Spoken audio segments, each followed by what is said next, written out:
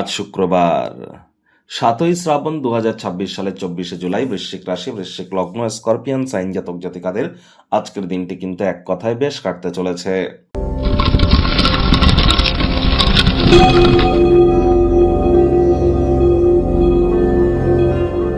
ভিডিওটির শুরুতেই স্ক্রিনে আপনারা দেখতে পাচ্ছেন দেবী মহালক্ষ্মীর গায়ত্রী মন্ত্র।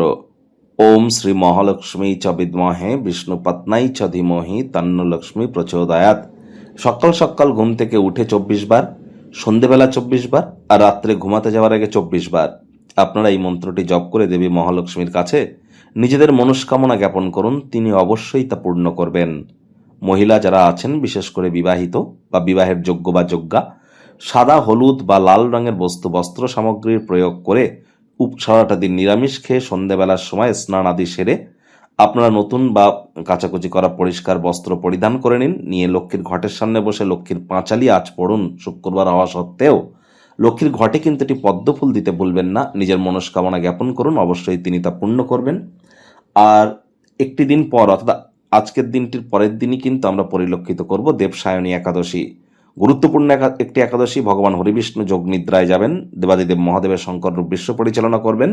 তাহলে যারা বিষ্ণু ভক্ত আছেন, অবশ্যই সায়নী একাদশী বা দেবসায়নী একাদশীর আগের দিন আজ কিন্তু অবশ্যই আপনারা নিরামিষ খাদ্য খাবার গ্রহণ করুন, কারণ কাল থেকেই কিন্তু একাদশী শুরু হয়ে যাচ্ছে।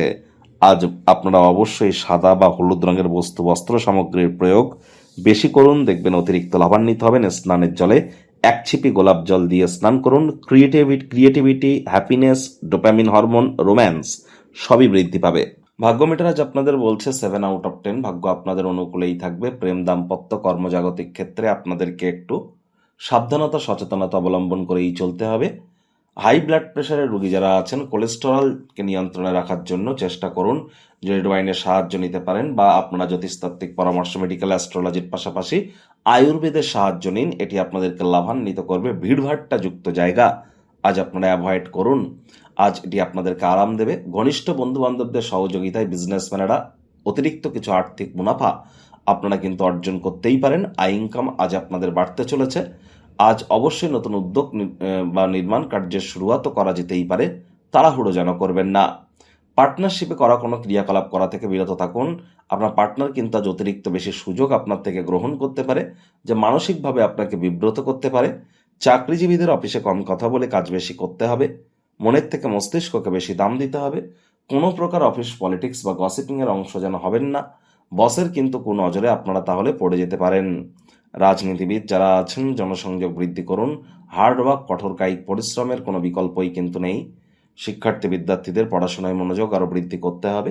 উচ্চশিক্ষার জন্য যারা বিদেশ যাত্রার কথা ভাবছিলেন, ভাগ্যদেবী আজ আপনাদের পক্ষে নেই। সন্তান সন্ততি থেকে থাকলে তাদের দিকে সজাগ দৃষ্টি আপনারা বজায় রাখুন। হাউসওয়াইফ যারা আছেন, দিনের শুরুটা তাড়াতাড়ি করুন।